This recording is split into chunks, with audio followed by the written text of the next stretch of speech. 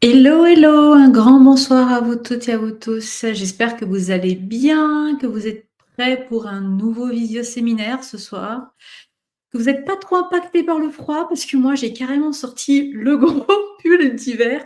Je suis frigorifiée, donc voilà, j'espère qu'il va y avoir l'ambiance ce soir, que je vais me réchauffer. En tout cas, je suis ravie de vous retrouver ce soir pour découvrir encore de nouveaux petits secrets ou de nouveaux ou peut-être s'ouvrir à de nouveaux horizons finalement dans l'apprentissage du tarot. Et ce soir, j'avais envie de faire un petit focus particulier avec, comme je l'ai intitulé d'ailleurs ce séminaire, l'union des gestes et des symboles, donc à travers les mudras hindous que l'on peut retrouver dans le tarot. Alors vous allez voir qu'il y a des petites choses qui sont assez parlantes quand on regarde les arcanes. Je ne sais pas si vous avez eu le temps de regarder un petit peu au préalable, si vous avez déjà, par curiosité, trouvé justement quelques mudras qui sont cachés dans les arcanes. Si c'est le cas, n'hésitez pas à me les chatter en commentaire, hein. Vous pouvez, vous savez, utiliser le chat pour ça. Ou si vous regardez en replay, eh bien, pareil, hein, vous pouvez tout à fait placer eh bien, vos commentaires sous cette vidéo. Je viendrai y faire un petit tour et y répondre avec plaisir. Alors, pour ce soir, poup, poup, poup, je recherche le programme de ce soir. Le voici, le voilà. Donc au programme, on va faire un petit tour, bien sûr, dans l'univers des mudras, hein, avant de rentrer dans, comment dire? Dans l'explication de ces mudras du tarot. Peut-être déjà comprendre, pour ceux et celles qui savent pas trop ce que c'est qu'une mudra, parce que oui, on dit une mudra. D'ailleurs, en préparant, moi ce live, j'ai même découvert certaines choses. On dit bien une mudra. Donc je vais vous expliquer ce que c'est, d'où ça vient. Là, je vais pas y passer des heures, mais c'est pour que vous ayez un petit peu de culture générale par rapport à ça, pour que vous compreniez un petit peu l'origine des mudras. Et puis, je vous présenterai rapidement les mudras à travers où elles se trouvent dans les différents arcanes du tarot, pour que vous puissiez déjà peut-être commencer à cogiter, à vous poser des questions sur ça.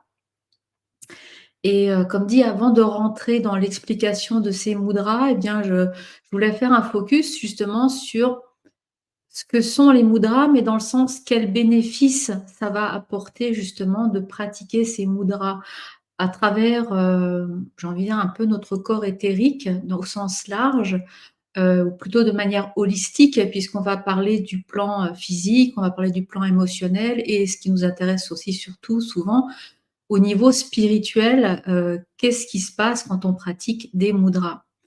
Et je vais aussi voir un peu justement, eh bien, comment on peut pratiquer. Est-ce que c'est seul ou à plusieurs, et cetera, et cetera.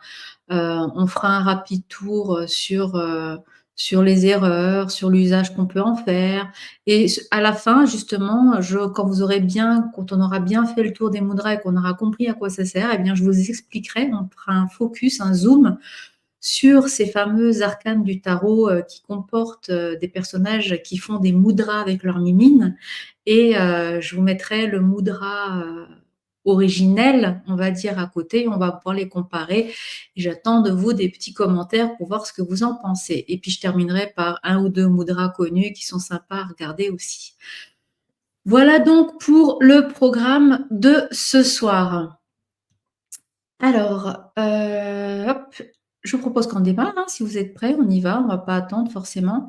Alors les mudras, ce soir, hein, quand je vais rentrer dans cet univers, ce monde fascinant des mudras, il faut savoir déjà que les mudras, ce sont des gestes ancestraux qui sont vraiment, empreints de symbolisme.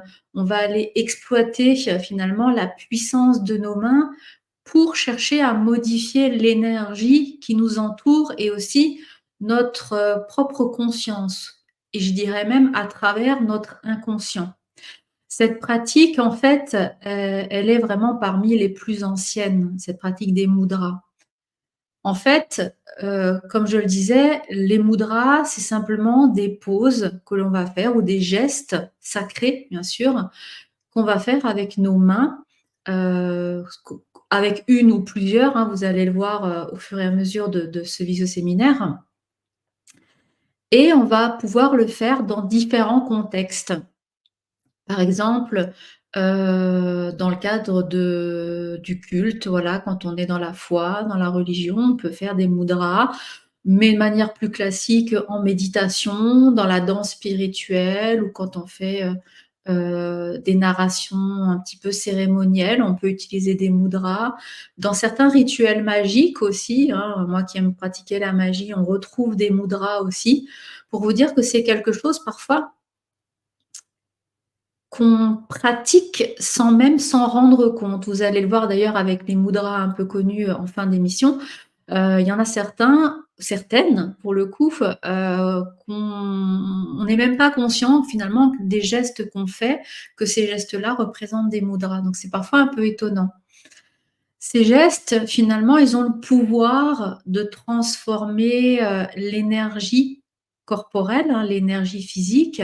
Ils ont le pouvoir d'influencer nos émotions et aussi d'influencer notre mental. Et ça va le faire vraiment dans le sens où ça va améliorer notre bien-être physique et émotionnel. Ça va renforcer, par exemple, notre concentration, ça va nous aider, à entrer, dans une méditation un peu plus profonde. Bref, il y a de multiples applications, je vais y revenir encore dans un instant. Ce qu'il faut savoir, c'est que les mudras, elles ont une action finalement dans, comme je l'ai dit tout à l'heure, dans toutes les sphères, de notre être, que ce soit physique, émotionnel ou spirituel. De manière plus pragmatique, si on regarde l'étymologie du mot mudra, c'est un mot qui est d'origine sanskrite et qui signifie, geste, ou on peut aussi le retrouver le mot sceau, comme, un sceau, le sceau de Salomon, S-C-E-A-U et pas le sceau, qu'on porte, hein, bien sûr.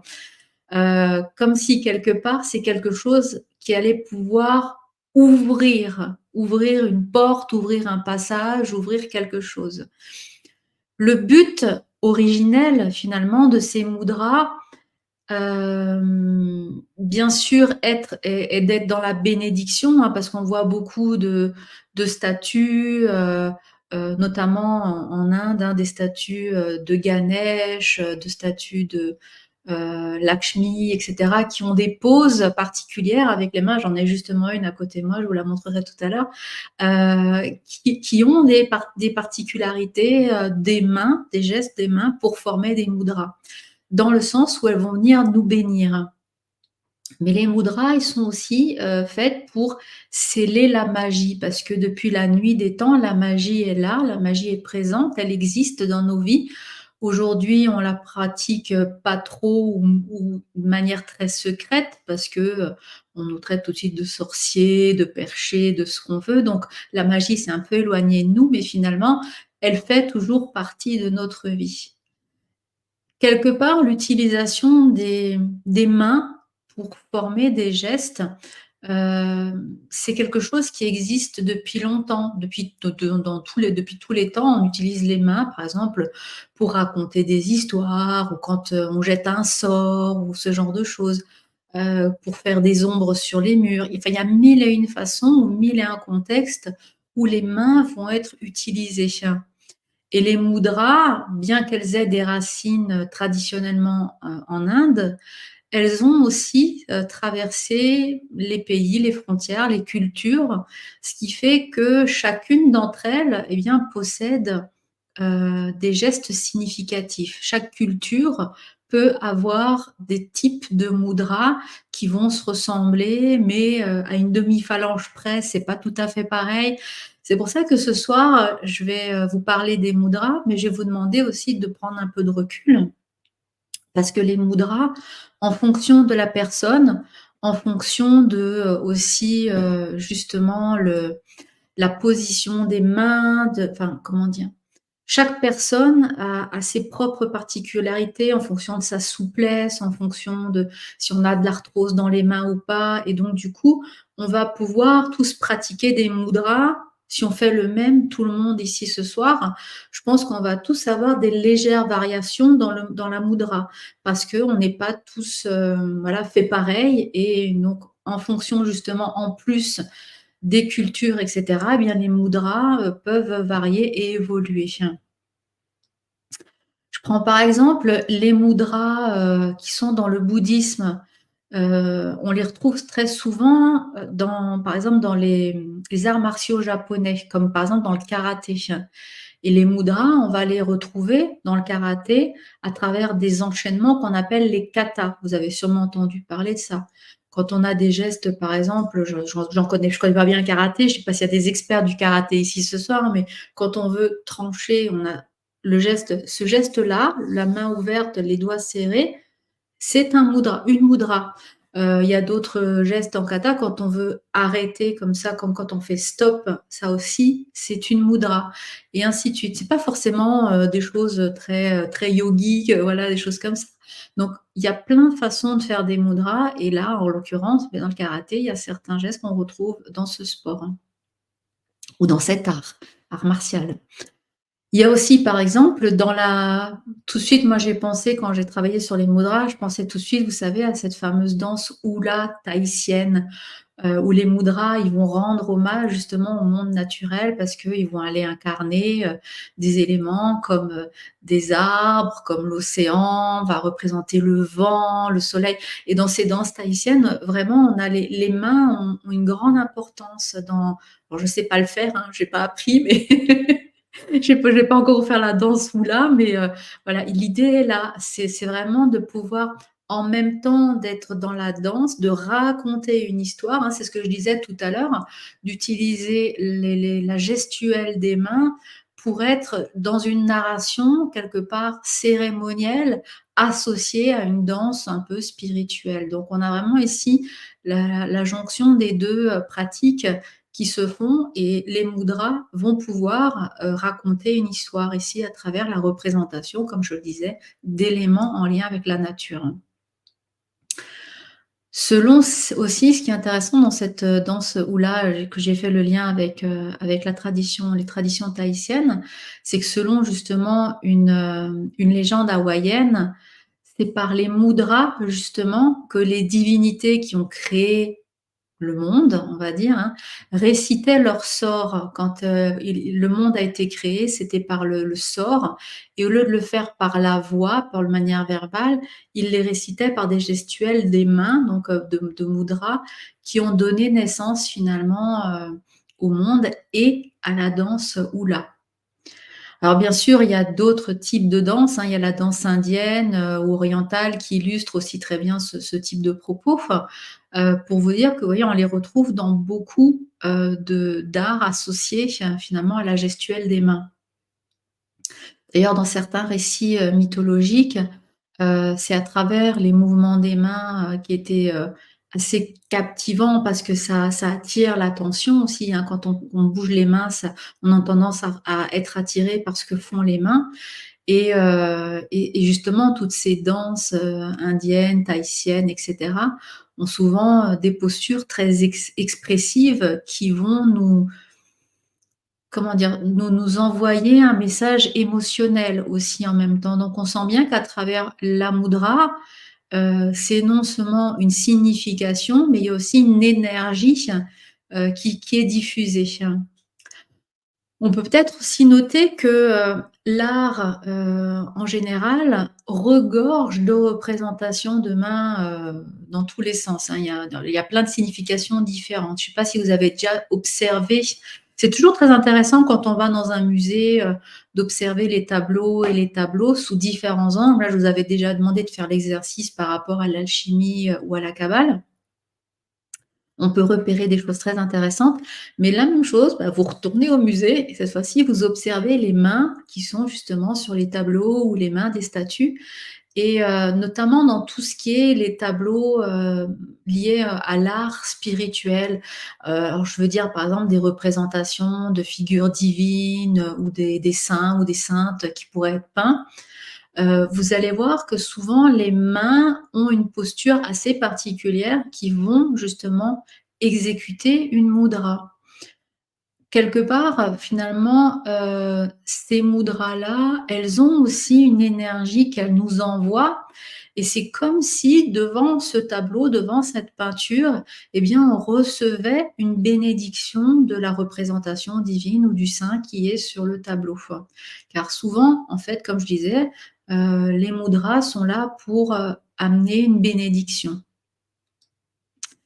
Si je vous fais finalement découvrir les mudras ce soir, c'est peut-être aussi, je tenais peut-être à vous rappeler, surtout, que quand on veut s'approprier justement comme ça dans une pratique spirituelle, quelque chose qui vient d'une autre culture, ce qui est le cas ici des mudras hindous, eh bien il faut le faire de manière éthique, avec bien sûr une profonde bienveillance, en les employant justement de manière respectueuse. Donc du coup, ce soir, on va éviter de faire des mudras, de façon vulgaire et dans le but peut-être de se moquer de l'autre ou de maudire son voisin, parce qu'il a mal tondu la pelouse du jardin ou qu'il a soufflé les feuilles, du mauvais côté. OK? Donc ça, c'est vraiment une chose importante parce que vous allez voir que les mudras ont un réel pouvoir, hein. Alors si je vous présente rapidement, quand même pour les curieux et les curieuses, les mudras qui sont présents dans le tarot. Hop, les voici. Donc je vous ai sélectionné quelques cartes qui m'ont semblé, assez parlantes. On va retrouver justement, cette posture sur différents arcanes majeurs. Moi, quand je me connecte justement, à ces arcanes-là, donc au monde du tarot en général, à travers la méditation, souvent, j'aime bien, de temps en temps, sélectionner un arcane, simplement comme ça, de façon intuitive, pas pour des raisons particulières et méditer avec cet arcane près de moi ou entre les mains. Et quand j'arrive à me connecter comme ça à ces arcanes, finalement, je vois pas simplement une carte ou des cartes avec ce jeu-là. Je vois vraiment un miroir de l'expérience humaine. Je vois, comment je pourrais dire ça? Un conglomérat de traditions et d'arts ancestraux. C'est pour ça que finalement je vous apprends cette version, cette vision du tarot ésotérique parce que pour moi, le tarot, oui certes, il y a les grands archétypes, psychologiques qu'on va retrouver dans le tarot, mais c'est un multipote quelque part, un objet voilà, qui va faire appel à beaucoup d'arts et de sciences différents, comme je l'expliquais tout à l'heure. Alors, je vous parle souvent de l'alchimie, de l'hermétisme, de la kabbale, parfois de temps en temps, je vous parle un peu des runes nordiques, mais les mudras peuvent aussi justement se retrouver dans le tarot. Enfin, peut-être qu'elles jouent un rôle un peu moins crucial parce qu'elles sont moins mises en avant. C'est pas quelque chose qui en plus, comment dire? Souvent évoqué dans notre culture, européenne. Mais, les gestes, si vous peut-être que vous avez déjà été interpellés justement par la position des mains, des personnages qui sont représentés sur les arcanes ici. Hem, Ce que je voulais aussi vous dire, c'est que bon, personnellement, moi, je trouve qu'il y a une résonance assez particulière, justement, entre une sélection que je vous ai faite, hein, ces arcanes-là, et les mudras. C'est pas forcément un hasard si les personnages des lames, comme on voit ici avec le battleur, le pape, la justice, sur le jugement, le soleil, ils adoptent des postures qui vont nous rappeler justement ces gestes sacrés. Pour moi, les mudras, c'est pas forcément de simples postures, voilà, comme on peut avoir une position, quand on fait une photo, voilà, des choses comme ça. Il y a quelque chose derrière. C'est vraiment un langage. Prenez simplement quand on est sourd-muet, on va utiliser les mains, hein, pour pouvoir communiquer, avec la personne malentendante. Et c'est vraiment cette optique de se dire, les mains peuvent exprimer un langage aussi. Et ici, pour moi, à travers certaines représentations, ces mudras, elles vont être justement une langue visuelle relativement puissante qui parle directement, encore une fois, à notre inconscient, comme c'est très bien faire le tarot, pour justement provoquer, ben, quelque part un état de conscience ou de manifester des changements quelque part dans le monde. C'est le but aussi du mudra, hein, de la mudra. C'est de manipuler cette énergie pour, créer quelque chose, manifester dans notre, monde matériel. Et ce qui est intéressant ici, c'est que plus on va utiliser les mudras et se connecter aux mudras, plus on est éveillé et plus de personnes vont les utiliser et s'y connecter, plus il y aura d'êtres éveillés et j'ai envie de dire plus on est de fous, plus on rit, donc plus il y aura d'êtres éveillés dans notre monde et mieux ça sera, pour, l'avenir de l'humanité. Si chaque, apporte en elle un message, comme vous le savez, comme on l'a appris, eh bien, étudier finalement les mudras qu'on va pouvoir retrouver sur ces cartes, qui sont réalisées par les différents personnages qui sont mis en scène ici, ça peut nous aider parfois à avoir soit à aller plus loin dans la compréhension du message, de ce que l'arcane en lui-même veut nous dire, soit ça peut aussi être un message, annexe qui permet de mettre, justement, en avant quelque chose de particulier qui n'est pas forcément transmis, de manière, archétypale par l'arcane en question. Enfin, donc finalement, c'est soit complémentaire, soit additionnel au message initial, que chaque lame du tarot va vouloir, nous transmettre. Finalement, pour moi, intégrer les mudras dans l'étude du tarot, quelque part, c'est reconnaître cette universalité du langage, des gestes, de leur capacité à transmettre quelque part un message et j'ai envie de dire, au-delà des frontières et au-delà des cultures. Parce que vous avez déjà remarqué quand vous allez dans un pays, où vous ne parlez pas forcément la langue du pays, rapidement, on a tendance à s'exprimer avec les mains. Par exemple, si vous voulez demander la facture au restaurant, vous allez faire comme ça, vous allez faire comme ça pour dire comment je paye, et cetera. Les mains vont devenir un langage universel et ces petits gestes-là, même ceux que je viens de faire, sont quelque part aussi des mudras, même si elles ne sont pas sacré, dans le sens où le mudra est un geste sacré, ça reste quand même dans l'essence même de ce que signifie le mudra, puisque si on part du principe que le mudra est un langage. Méditer, comme je le fais ou que vous pouvez éventuellement le faire, peut-être que vous le faites aussi, hein, méditer sur les cartes, sur les lames et observer la posture des personnages, etc. C'est aller déceler quelque part des messages beaucoup plus subtils que ce qu'on peut apprendre intellectuellement, parce que quand on est dans la méditation, vous savez qu'on est dans une vibration, un état un petit peu de conscience modifié qui fait qu'on va capter d'autres messages et on va percevoir les choses un petit peu différemment. On va toucher à des dimensions qui sont un peu plus profondes quelque part, par rapport à notre propre conscience. Et quelque part, j'ai envie de dire que c'est comme ça que le tarot devient ce fameux livre ouvert sur la sagesse ancienne qui m'invite ou qui vous invite aussi, si vous pratiquez cette méditation avec les arcanes, à un voyage de découverte personnelle et spirituelle qui est vraiment très enrichissant. Et donc, afin de vous dévoiler, avant de vous dévoiler, comme je le disais, quels mudras sont représentés sur ces lames que je viens de vous montrer et d'aller un petit peu plus loin justement dans leur compréhension, j'aimerais faire un petit, focus sur ce que c'est que les mudras, c'est quels sont leurs bénéfices et cetera, pour qu'on puisse comprendre un petit peu mieux le sujet mudra avant de décortiquer celles qu'on retrouve dans le tarot. Mais on va y revenir un petit peu plus tard, bien sûr. Alors les mudras, évidemment, je me remets comme ça, vous avez votre petite liste. Si on veut évoquer les différents bénéfices, comme je l'ai dit tout à l'heure, hein, c'est vraiment cette gestuelle-là va travailler de manière holistique sur notre ère, c'est-à-dire sur différents plans. Ça va dire sur le bien-être physique, le bien-être émotionnel ou le bien-être spirituel.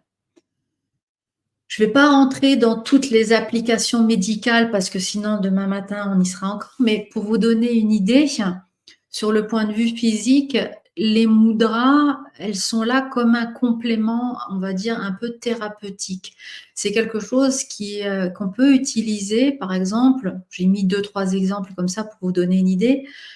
Dans l'amélioration de la respiration. C'est vrai que certains mudras aident vraiment à ouvrir les voies respiratoires, ce qui va quelque part améliorer la capacité pulmonaire et la qualité de la respiration. Donc ça peut être dans le cas de maladies justement respiratoires ou même, j'ai envie de dire plus simplement, quand on est enrhumé, qu'on a le nez bougé, qu'on a du mal à respirer, qu'on a les poumons avec une bronchite un peu pris, bah, en réalisant ce mudra, on va canaliser l'énergie, puisque vous savez que tout est vibration, tout est énergie, et on va connecter avec les gestes des mains certains méridiens, certains canaux, sur lesquels circule l'énergie dans notre propre corps, et ça va venir actionner des choses qui vont justement améliorer cette respiration. C'est le même principe de fonctionnement, par exemple, quand on veut aller favoriser la circulation sanguine. On va faire une certaine posture de mudra pour avoir, aller chercher quelque part une meilleure santé, peut-être cardiovasculaire.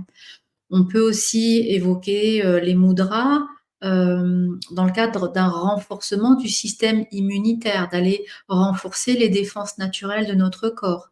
Ça peut être le cas aussi avec certains mudras qui sont vraiment réputés pour aller équilibrer les hormones en nous, avec un impact positif sur diverses fonctions corporelles.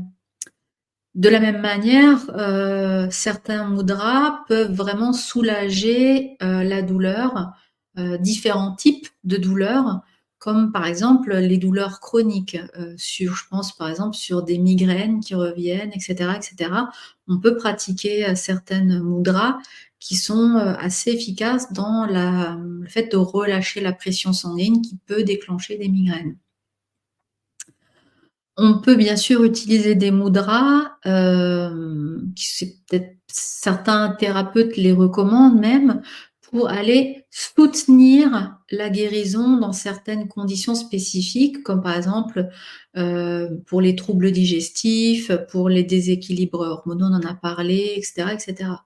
Donc il y a vraiment, si le sujet vous intéresse, n'hésitez pas à aller, chercher certains ouvrages qui vont vous expliquer justement comment les mudras peuvent être un véritable soutien à la médecine, comme une sorte d'apport alternatif pour améliorer finalement notre plan physique, nous aider notre corps finalement à guérir, puisque le but du mudra, c'est dans le cadre de la bénédiction, c'est aussi ça, c'est guérir notre corps. À côté de ça, pardon, à côté de ça, il y a aussi des bénéfices émotionnels ou mentaux. Par exemple, l'utilisation des mudras dans la pratique de la méditation ou du yoga, peu importe, ça peut aider à diminuer tout ce qui est le stress et l'anxiété. Il y a certaines postures de main qui peuvent être, alors je parle de méditation ou de yoga, mais on peut très bien les faire de manière voilà, traditionnelle.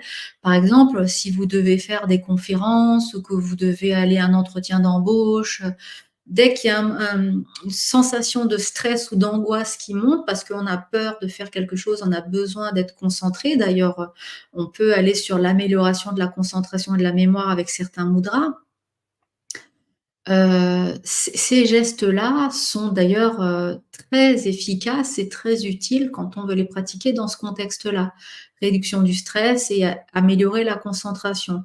Je peux vous dire que ça marche très bien, surtout dans ce contexte-là, parce que je les ai beaucoup utilisés dans le cadre justement d'améliorer la concentration, de pouvoir rester focus sur ce qu'on fait et de pouvoir être dans comment dire, une approche optimale de l'utilisation des capacités mentales. On va dire un peu ça comme ça.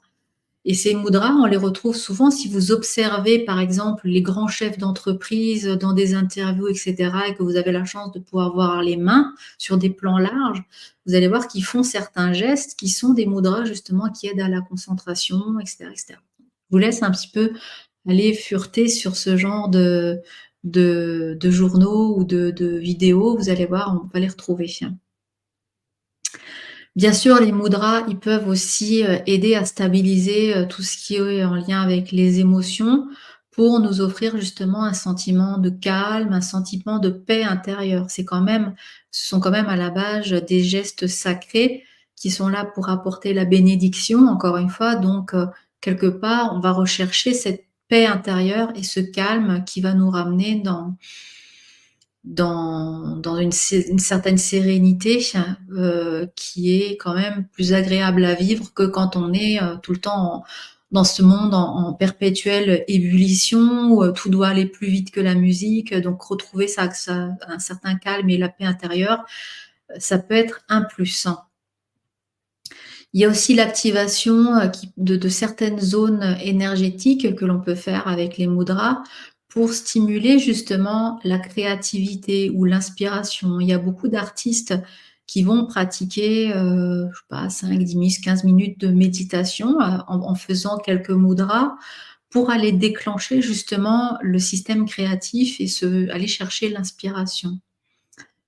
Voilà, déjà, c'est dans ces 2 sphères, vous voyez, physique et émotionnelle ou mentale, il y a déjà pas mal de bénéfices que peuvent apporter finalement les, mudras.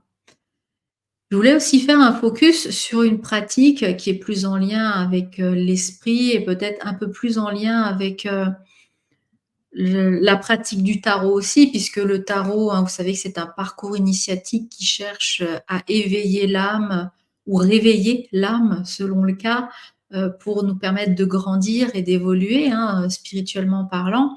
Et donc, dans ce contexte-là aussi, on peut réaliser certaines mudras qui vont être bénéfiques, pardon, pour notre bien-être spirituel. Alors quand je parle de ça, il y a peut-être 2 grands axes qu'on peut aborder. Heu, il y a d'abord celles qui sont bénéfiques, comme je dirais, pour, l'éveil, qui favorisent l'éveil spirituel, et l'expansion de la conscience, hein, comme par exemple lorsqu'elles sont associées, comme je l'ai déjà dit, à la méditation ou quand on fait de la pleine conscience, voilà. On prend sa douche en pleine conscience, on peut faire un mudra sous l'eau, par exemple, ou quand on marche dans la nature, voilà, il y a certains mudras qu'on peut faire aussi, qui peuvent aider. Ou dans la pratique du yoga aussi, on va se concentrer sur certains points de notre corps qui peuvent, aller favoriser justement, l'éveil et l'expansion de la conscience. En fait, la méditation, liée, au mudra, j'ai envie de dire que c'est un moyen idéal quand on veut commencer à utiliser justement les mudras dans un contexte, un peu particulier, justement dans ce contexte de pratique spirituelle, parce que justement la méditation, elle va de base nous offrir suffisamment de temps, heu, pour nous entraîner à faire les mudras avec précision, parce que c'est pas forcément quelque chose qui est facile à pratiquer, à faire. Les doigts sont des fois croisés, c'est pas on a du mal, à joindre par exemple le petit doigt et le pouce. Je sais plus, il y avait un geste, petite parenthèse, ça faisait longtemps que j'avais pas fait de parenthèse. Petite parenthèse, dans, certains films, je réfléchis, Star Trek, on a un célèbre Vulcain pour ne citer que lui, qui fait un geste salut de la main, qui n'est absolument pas facile à faire. Si je me trompe pas, il suffit d'écarter les doigts comme ça. Le dire bonjour, comme on le fait nous, chez eux, ils ont un signe comme ça. Alors je crois, si je dis pas de bêtises, je vais me faire engueuler par notre coach parce que c'est un fan, mais je crois que c'est comme ça où, on va essayer de le faire simplement comme ça. Au début, c'est très difficile parce qu'on veut écarter le petit doigt, toutes les mains ne suivent pas. C'est pas facile à faire un écartement simplement en gardant chaque fois les 2 doigts, collés et faire juste le V au milieu. Donc voilà, entraînez-vous.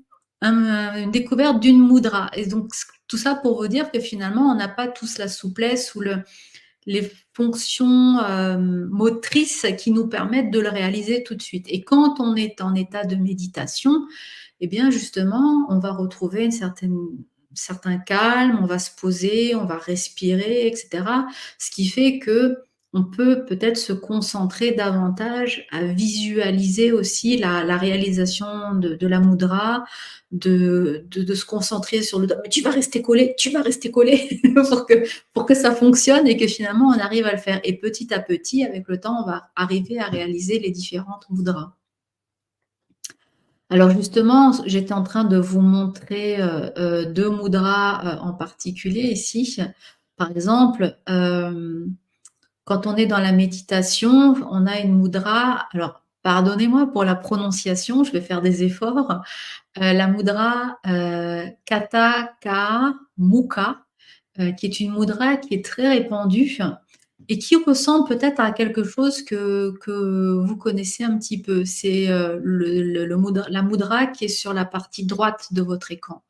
Ça ressemble peut-être à ce symbole, justement, vous savez, quand on fait c'est OK. Vous vous souvenez de ce symbole-là? OK, ça marche, c'est top. Bah, cette mudra-là, elle y ressemble un petit peu. Elle a quelque chose comme ça, sauf que c'est moins rond. En fin de compte, ces deux doigts, en fait, c'est en plus les deux, comment dire, c'est l'index et le majeur qui sont reliés au pouce. Donc, on n'est pas vraiment comme sur un OK, mais dans sa forme, ça y ressemble beaucoup. Et donc, comme je le disais, la seule petite différence, c'est que, on va dire, les coussinets du majeur et de l'index, ici, ils touchent le pouce. Et quand on est dans cette représentation de cette mudra, ça fait beaucoup aussi penser à une tête de cerf, etc., où ça peut représenter des fleurs. Ça, typiquement, c'est une mudra qui est très efficace pour la méditation. On peut aussi utiliser une autre type de mudra, qui est celle sur la partie gauche de l'écran, qui s'appelle Trishira. Alors Trishira, ça signifie 3 de ceux qui portent. Et c'est une traduction qui vient du sanskrit. Et ça représente, comme vous pouvez le penser peut-être avec le chiffre 3, on est en lien avec la Trinité, donc avec les saintes énergies, les trinités majeures des voies d'énergie spirituelle et toutes ces énergies qui vont aller circuler aussi dans notre corps. Et quand on veut former justement cette mudra, eh bien, on va aller tout simplement faire que tous les doigts se touchent par leur extrémité en gardant les paumes de main écartées. Je pense que vous l'avez déjà à un moment donné, un autre pratiqué, cette mudra. Donc on met simplement tous les petits coussinets se touchent et on garde les paumes de main écartées. Donc là, on est déjà dans une mudra. Pourtant, on peut souvent peut-être parler aussi souvent, des fois on garde les mains comme ça, on ne se rend pas compte. Et en faisant ça, vous réalisez une mudra. Ah ah. Alors, qu'est-ce qu'il nous dit je viens de voir un petit commentaire vulcain arriver, je reviens.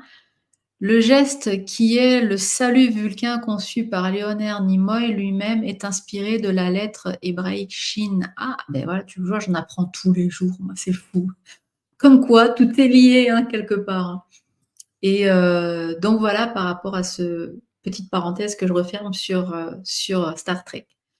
Et donc, je reviens à notre mudra, justement, Trishira, pardon, ici à gauche, où on va aller faire en sorte que les deux mains se rejoignent, enfin, les coussinets se rejoignent. Quelque part, cette mudra-là, elle va activer toutes les voies énergétiques de notre corps, parce que tous les doigts se touchent, tout est connecté, à part les paumes, hein, les paumes de main non, mais tout ce qui est dans toutes les circuits énergétiques, on va appeler ça comme ça, qui sont dans les bouts de doigts, sont interconnectés et donc le circuit se ferme dans notre corps et ça va faire circuler plus vite l'énergie. Et ici, dans cette posture-là, chaque doigt a une signification ou une représentation. Par exemple, l'auriculaire, le petit doigt, comme on l'appelle communément, c'est le doigt qui représente Mercure. Et il va aussi aller représenter notre pouvoir de communication. Rappelez-vous, mon petit doigt m'a dit. Donc, c'est vraiment en lien avec la communication. L'annulaire, celui qui porte les alliances, les bagues de fiançailles, hein, le plus classieux des doigts, on va dire, l'annulaire, C'est le doigt d'Apollon, enfin, il représente notre relation avec, comment dire? Le L'attention des autres, le c'est pas c'est le m'as-tu vu, c'est un peu fort, c'est la, la célébrité que l'on peut avoir, la popularité que l'on peut avoir, hein. Voilà, c'est un petit peu cet aspect-là, d'où le fait qu'il y a toujours des généralement des bagues qui se placent ici. C'est pour montrer un petit peu cette relation-là. Le plus grand de tous, le majeur, c'est le doigt de Saturne. Il représente, les énergies de notre vie qui ont, un lien avec tout ce qui est, le travail acharné, dans le sens, le devoir. Voilà, j'ai des devoirs, des droits et des devoirs. Mais en fait, ce doigt-là de Saturne représente cette notion-là. Parfois, on fait aussi des liens avec tout ce qui est la figure paternelle. Donc, on peut avoir des énergies liées aux figures paternelles qu'on va pouvoir travailler dans les mudras, notamment ici, avec ce doigt-là. L'index, ça représente, notre énergie et notre capacité à diriger. C'est bien pour ça que quand on montre une direction, souvent on va utiliser ce doigt-là. C'est par là, et cetera. Ou alors c'est ça, c'est ci, c'est ça. On a tendance à désigner avec ce doigt-là, et donc c'est ce qui va nous aider à diriger. C'est aussi ce qui va nous amener indirectement, à donner, comment dire? Une orientation, quelque part, donner le sens de l'orientation dans notre vie. Comme si c'est ce doigt-là qui allait véhiculer l'énergie, entre guillemets, de notre chemin de vie. Et puis il reste le pouce, le petit gros mal aimé, on peut l'appeler comme ça. Le pouce qui est souvent associé à la déesse Rhea et à la planète Terre, parce qu'il va représenter notre volonté. Voilà, simplement. Et vous avez donc pu voir que finalement, à travers, toutes ces mudras dont on vient de parler et ces différentes postures, eh bien, il existe une multitude, hein, de possibilités de réaliser des mudras, qu'on peut utiliser, comme vous l'avez vu, en méditation notamment. Et souvent, c'est très utile, dans certains cas de figure. Par exemple, on peut travailler avec des mudras pour gérer la colère, la créativité, j'en ai parlé. Mais quand on a des problèmes de sommeil aussi, qu'on a du mal à s'endormir et qu'on veut avoir un sommeil réparateur, il y a certaines mudras qui sont très efficaces. On peut aussi les utiliser pour éviter, euh, de disjoncter dans le sens de saturer notre esprit, avec, tellement de choses, voilà. Donc on peut pratiquer certaines mudras qui vont ramener la paix de l'esprit, si je peux dire. On peut aussi faire des mudras pour développer l'amour de soi. Très efficace aussi et souvent utilisé en yoga, les mudras pour rééquilibrer ou équilibrer ses chakras. Donc bref, vous avez compris, les mudras, on peut un peu faire, je dirais pas tout et n'importe quoi, mais en tout cas, on peut faire beaucoup de choses grâce à la pratique de cette, gestuelle, sacrée. Alors, si je reviens à la suite, qu'est-ce qui nous attend? Oui, les bénéfices des mudras, justement, dans la pratique spirituelle. Alors, dans cette pratique-là, on peut aussi parler de tout ce qui est en lien. Alors, quand on parle de spiritualité, ça peut être, à la fois, dans la foi, dans ce qui est dans la pratique d'une religion, ou aussi simplement à travers, certains actes magiques qu'on peut faire au quotidien, parfois sans même, s'en rendre compte. Jodorowsky, que vous connaissez toutes et tous, nous parle souvent d'ailleurs des actes psychomagiques en lien avec les arcanes du tarot. Eh bien sûr, les mudras font partie aussi de cette pratique magique, où on peut utiliser, je vais vous en parler d'ailleurs un petit peu. On peut utiliser les mudras. La magie, pour moi, pour mettre un petit peu une définition là-dessus, c'est vraiment un art qui permet de modifier les énergies qui nous entourent, heu, que ce soit des énergies visibles ou invisibles, pour façonner quelque part le monde afin qu'il réponde ou qu'il s'accorde ou qu'il corresponde à des besoins profonds que l'on pourrait avoir. On peut peut-être faire appel à l'énergie du vent pour X raisons, voilà, pour, libérer l'esprit, par exemple, de certaines pensées. On peut faire appel à l'énergie. Souvent, ben, le cas le plus flagrant, c'est qu'on va appeler l'univers pour, dire: «Bah, je vais demander à l'univers qui m'amène, une belle maison, qui m'amène ceci et cela, le l'amour dans ma vie» et cetera. Donc on est vraiment ici dans des symboliques, d'actes magiques. Toute l'action finalement, quand on travaille en magie, l'action se passe à l'intérieur de nous, via, notre esprit, à travers aussi quelque part, bah, justement l'intention, comme je l'ai dit, hein, l'intention profonde qui est liée à nos émotions ou à nos désirs, mais aussi parfois par la visualisation. Et l'énergie, d'une manière générale, c'est vraiment une force vitale, c'est une force, universelle. D'ailleurs, ces forces-là, cette force qu'on utilise dans la magie, cette force vitale universelle, elle est souvent employée pour attirer ce que l'on veut dans la vie. Et beaucoup de guérisseurs, tous ceux qui travaillent dans l'énergétique, je pense par exemple aux magnétiseurs notamment, ils savent que depuis des siècles, l'énergie est quelque chose que l'on peut canaliser, que l'on peut modeler justement et diriger avec ses mains.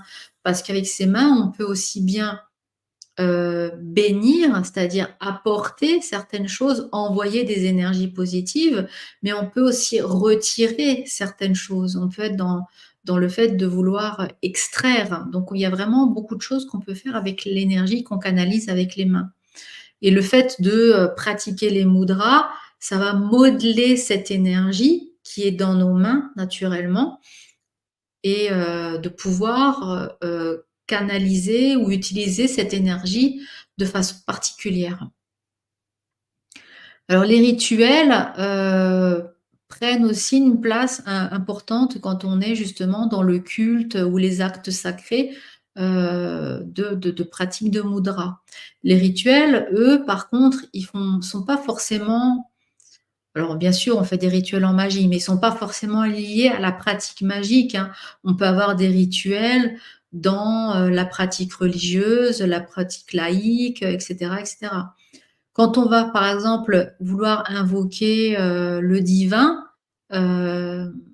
c'est un élément important du culte en religion, quand on veut prier Dieu ou Allah ou Bouddha ou je ne sais pas. Heu, Cet acte de prière, eh bien, c'est simplement aller vouloir se connecter à cette énergie divine, sacrée, pour exprimer l'amour, la gratitude ou quelque chose. Et justement, il y a une mudra que je vous ai montrée, à l'instant à l'écran, que voici, que voilà, qui est très connue, enfin qui est très connue. On le fait, mais on ne sait peut-être pas que c'est une mudra et cette mudra s'appelle Anjali. C'est marrant en plus Anjali, on est presque dans quelque chose d'assez très angélique. Anjali donc, par exemple, est utilisé pour saluer, ou pour prier.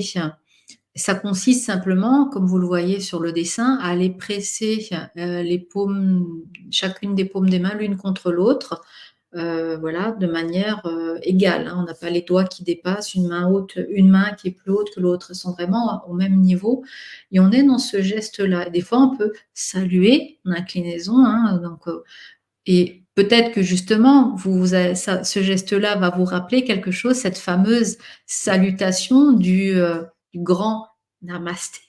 Voilà, où on est dans ce salut-là, et bien là, on est dans cette mudra-là. Et ce symbole justement de qu'on réalise avec les mains, c'est pour, être dans une salutation, donc le namasté, hein, qui signifie: «Je reconnais le divin en toi», qui est le même quelque part que le divin qui est en moi. Voilà, c'est cette représentation-là de cette salutation du namasté. Donc on est bien déjà dans une symbolique sacrée reliée au divin et cetera aussi avec, Anjali, pardon, je vais y arriver, Anjali. Du coup, on peut faire cette mudra quand on veut, ben, honorer le divin ou, voilà, honorer aussi simplement le divin qui est en nous, mais peut-être aussi le divin, qui est à l'extérieur de nous, qui est en chacun d'entre vous et cetera et cetera.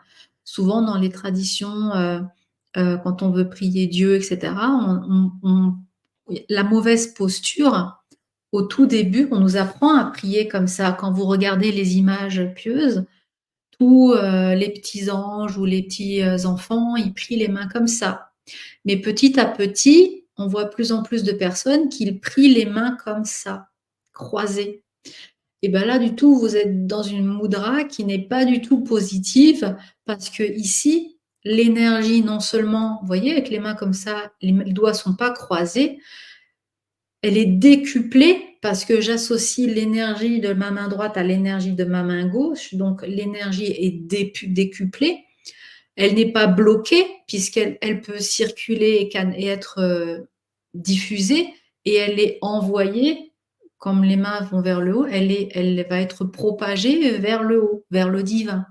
Donc là, vraiment, tout circule et est envoyé. Par contre, quand je prie comme ça, eh bien, toute l'énergie reste bloquée au niveau de ma personne, bloquée ici, et surtout ne circule plus puisque les doigts sont croisés et renvoyés vers le bas, on renvoie vers la terre.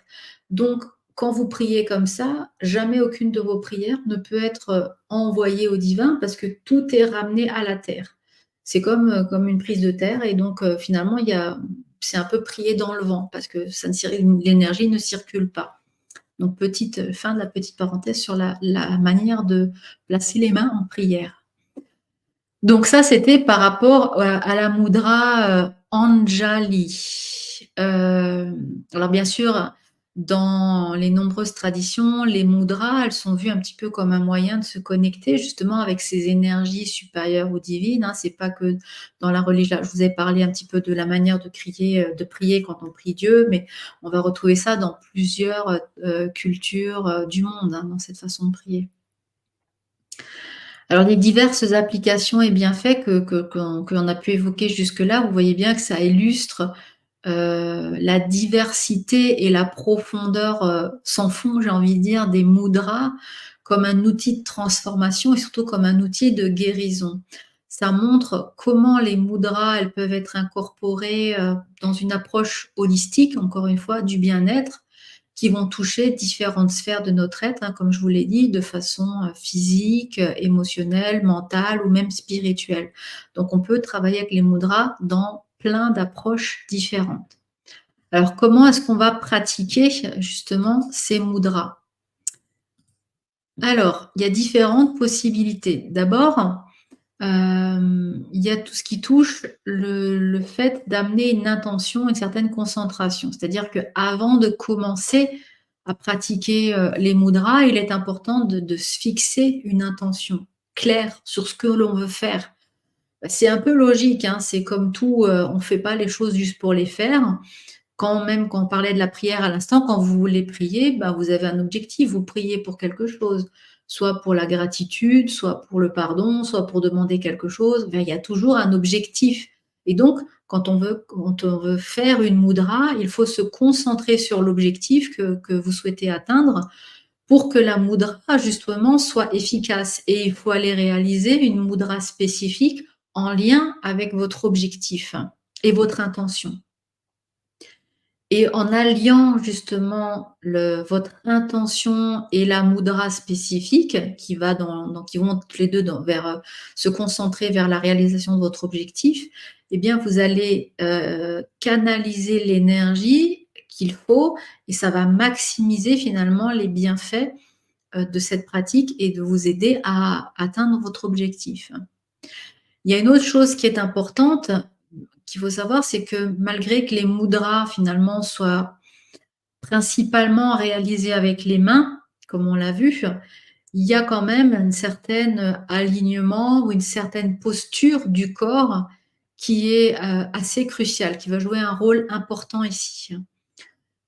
Clairement, on ne va pas faire je suis allongée comme ça, vautrée, et puis tiens, je vais faire une mudra. Là. Ça n'a pas de sens parce que du coup, comme on est dans l'énergie, ben, dans cette posture-là, un peu vautrée, l'énergie ne circule pas dans mon corps. Donc, il faut avoir une posture qui permet justement de laisser circuler l'énergie dans notre corps physique. Donc cet alignement, elle est importante. Il est donc recommandé généralement de pratiquer dans une position assise, confortable, le dos droit, pour faciliter cette circulation d'énergie encore une fois.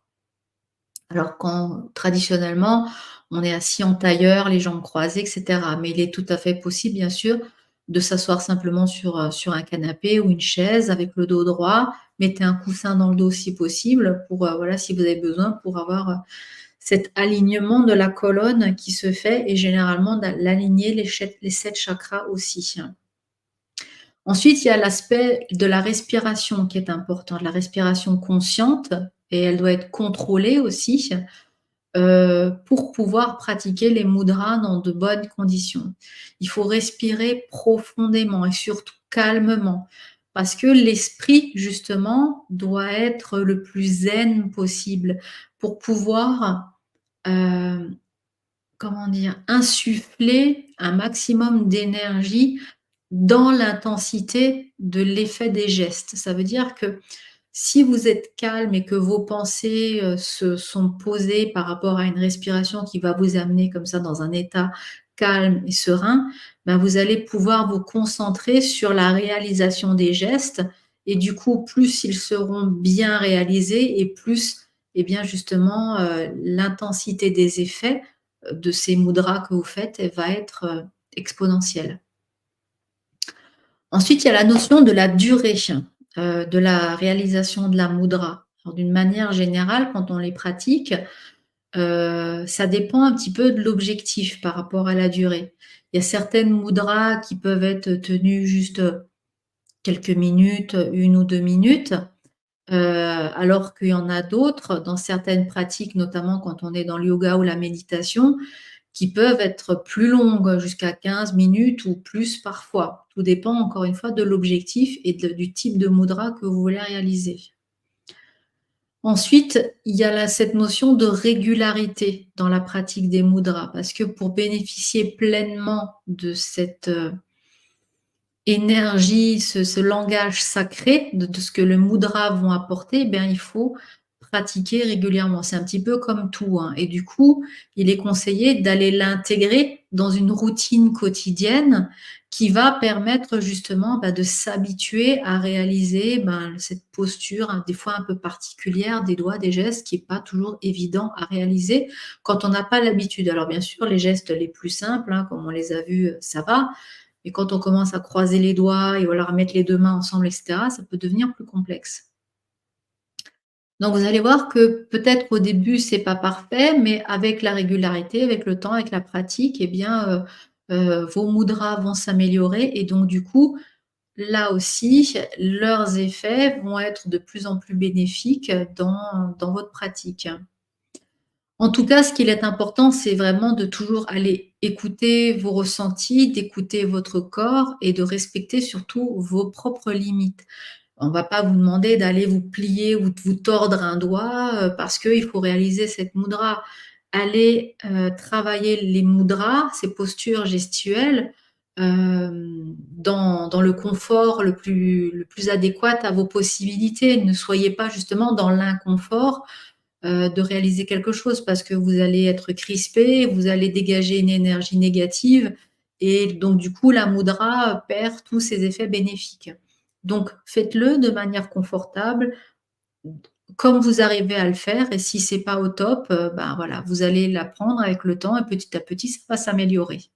Vous allez pouvoir ajuster, par le temps. Après, vous pouvez aussi jouer sur la durée. Peut-être qu'au début, vous arrivez à le faire que 10, 15, 30 secondes, à tenir la pause et petit à petit, vous allez pouvoir tenir plus longtemps aussi sur la durée. En tout cas, toujours s'écouter, c'est important, écouter son corps. Le dernier conseil que je pourrais vous donner peut-être dans cette pratique de mudra, c'est de les intégrer dans votre quotidien. Peut-être justement à travers des pratiques comme la méditation, parce que c'est comme je le disais tout à l'heure, hein, le moyen le plus facile d'intégrer les mudras dans sa vie parce que on fait ça et pas autre chose. Quand on est dans la méditation, on est posé généralement, on est calme, on est presque dans de la pleine conscience, hein, je veux dire, parce qu'on est focus sur ce qu'on fait.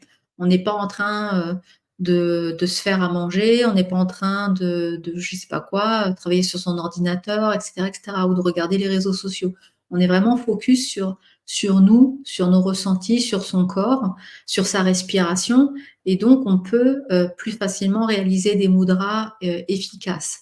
Idem avec le yoga parce on est dans la réflexion de se dire: «Est-ce que je suis bien positionnée? Qu'est-ce que je ressens dans mon corps?» On va aller vraiment augmenter encore, l'expérience spirituelle et les bénéfices des mudras quand on va pratiquer justement ces 2 disciplines-là.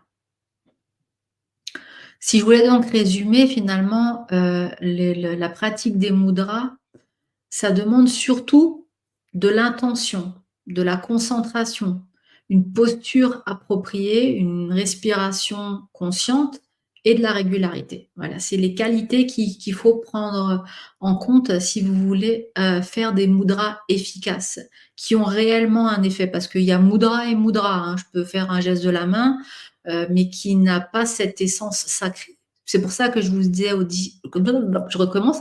C'est pour ça que je vous disais aussi au début que quand on veut s'approprier justement, une pratique culturelle, comme ici la culture hindoue, hein, c'est ce langage des gestes de main, il faut le faire avec bienveillance, avec respect de la culture. C'est que si on veut y mettre, si on veut que ces mudras soient efficaces et nous envoient, de l'énergie et des messages, il faut se mettre dans cette pratique ancestrale avec tout le poids que ça implique. Donc voilà le fait que c'est important aussi d'être concentré sur ce que vous faites. Et puis, comme disait, hein, soyez à l'écoute de votre corps, tout ça, vous allez voir, ça va vraiment, maximiser les bienfaits, pour, vos différents corps. Alors, justement, j'ai noté aussi que quand vous êtes, justement dans cette pratique de mudra, alors je vais le prendre à travers la méditation, hein, parce que c'est la manière, comme je disais, la plus facile de les apprendre. Ça peut s'effectuer, on peut faire une méditation, avec les mudras toute seule ou tout seul, mais on peut aussi le faire à plusieurs. Même si j'ai envie de dire que parfois, partager son intimité spirituelle peut être un peu délicat. Des fois, on n'a pas envie, quand on est en méditation, de de se mettre à côté de quelqu'un d'autre ou de partager, d'être face à face dans une méditation et cetera. Donc, vous pouvez le faire seul, il y a aucun souci, c'est un travail qui peut être complètement individuel. Mais par contre, c'est vrai que quand on est dans par exemple, dans un cours de yoga ou dans un cours où on va faire de la méditation associée à des mudras, on va le travailler à plusieurs et là, on va créer une sorte d'énergie particulière qui fait que, on n'est pas, on est dans une énergie qui va être plus puissante. C'est pas qu'on est dans un égrégore, c'est pas encore vraiment ça, mais comme on est tous en train de le faire, il y a comme un effet booster qui va nous aider à mieux canaliser, à mieux se concentrer sur ce qu'on fait et cetera, parce qu'on se sent pas tout seul dans sa pratique. Et parfois aussi, partager justement sa spiritualité avec un partenaire, donc quand on est à la maison, peut-être avec votre conjoint ou, avec votre meilleur ami ou un membre de la famille, peu importe. Ça peut être aussi un moyen de se rapprocher de l'autre. Donc voilà, vous avez déjà des pistes par rapport à cette pratique-là. Et je voulais juste, simplement faire encore une petite parenthèse sur cette pratique, des mudras à plusieurs. Il y a quelque chose qui remonte, à très loin, dans le temps, dans l'histoire. C'est un mudra qui est très, très, discret, passe-partout et en même temps, que tout le monde voit, que tout le monde peut être amené à réaliser et on se rend même pas compte qu'on réalise une mudra. Si je parle bien sûr de cette fameuse poignée de main. Alors ça peut être une poignée de main classique quand on dit bonjour, hein, dans le quotidien, mais je pense plus particulièrement à ces fameuses poignées de main secrètes qu'on appelle parfois même des clés. Quand on a un meilleur ami ou, par exemple, on se fait des checks, vous savez, dans tous les sens avec les doigts, voilà, des mudras, on se tape les mains, on se fait des voilà. Déjà là, on est dans des codages, dans des clés, des gestes de main où on enchaîne plusieurs mudras qui sont quelque part, une émanation d'énergie que l'on va, communiquer, travailler en duo avec un partenaire. De la même manière, quand on est membre d'une société secrète, on va aller se faire une poignée de main secrète comme ça que seuls les initiés connaissent. Et finalement, le contact physique entre deux personnes, ça va former une même mudra, puisque l'un et l'autre, on va faire la même posture de main, et du coup, ça va amplifier son effet. Et quand il y a contact physique en plus entre les deux mudras, eh bien, ça va combiner les effets, si les mudras sont différentes, hein, ça va combiner les effets des deux mudras, et ça va créer donc ce qu'on appelle une mudra combinée, qui est encore plus complexe et encore plus chargée en énergie et encore plus efficace, parce qu'il y a différents niveaux de mudra, comme vous l'avez compris. D'ailleurs, vous le voyez aussi à l'écran, je vous ai noté qu'il existe deux catégories principales de mudras. Il y a les mudras qu'on va faire à une main, dont je ne prononcerai pas le nom, et des mudras que l'on va faire aussi à deux mains. Et ces mudras-là, à une main, sont efficaces, bien sûr, mais quand on va utiliser l'énergie des deux mains, on va multiplier par deux l'énergie de la mudra. Du coup, quand on va le faire avec une personne en duo et qu'on utilise 4 mains en tout, vous imaginez l'énergie, comment ça peut rapidement se multiplier. Les mudras qui nécessitent qu'une seule main, généralement, elles sont vraiment idéales pour tout ce qui est pratique de rituel. Moi, je pense souvent en magie, notamment quand on veut tracer son cercle de protection. Voilà, on veut projeter le cercle. Généralement, on peut utiliser un outil qui est un couteau rituel qu'on peut appeler un atame, par exemple. On peut utiliser ça pour tracer son cercle, et quand on n'en a pas, quand on débute, on peut utiliser son doigt. Et c'est souvent juste avec l'index comme ça qu'on va projeter un cercle invisible et imaginaire autour de soi pour projeter ce cercle de protection.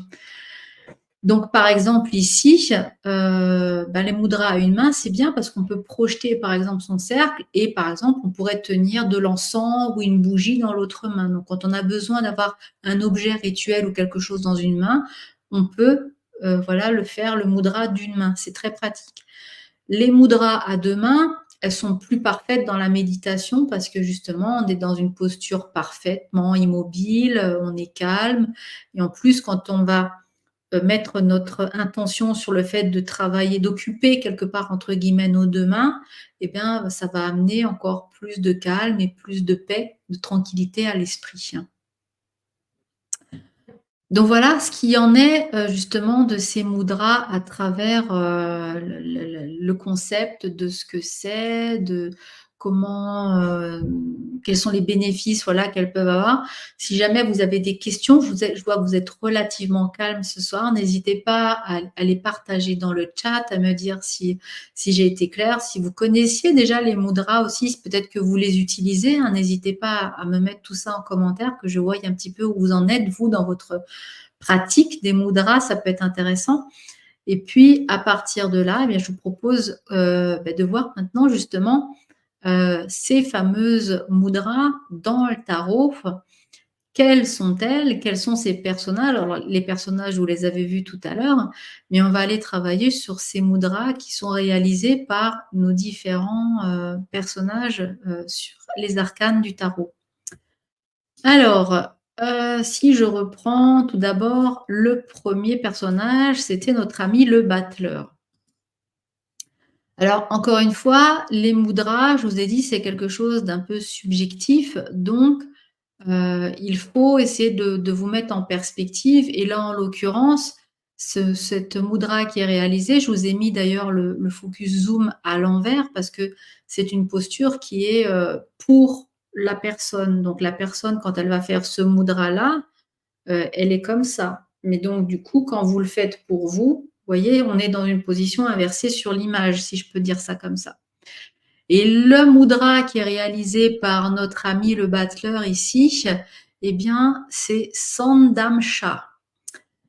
Et on voit qu'avec Sandamsha, les extrémités des doigts touchent le pouce, comme pour imiter une pince quelque part. Sauf que là, notre ami, il y a placé un petit denier, mais il est dans cette espèce de de réalisation de mudra, un peu comme un bec de canard, quoi, quelque part. Cette mudra, elle peut servir, par exemple, pour représenter, les offrandes qu'on voudrait offrir à une divinité. Ce qui est assez intéressant dans le cadre du battleur, puisqu'il tient ici un denier, hein, on voit, cette petite pièce, qu'il a entre les doigts. C'est comme si quelque part il présentait cette offrande en plus de réaliser la mudra pour sa destinée, quoi, quelque part.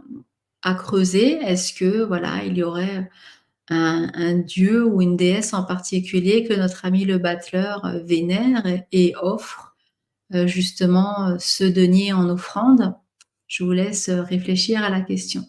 Il faut savoir que cette mudra aussi, Sandamsa pardon, elle représente le chiffre 5. Elle est en lien avec ce nombre et elle peut souvent être employée pour, exprimer des situations d'anxiété, mais elle va aussi du coup guérir l'anxiété, par la posture des mains. Parce que comme je vous l'ai dit, chaque mudra est là pour extraire et amener l'énergie. Donc on peut aller travailler dans les 2 sens. Encore une fois, c'est avec l'intention que vous allez utiliser, mixer la gestuelle de la main et la pratique de la mudra qui va finalement donner la réalisation de l'objectif final.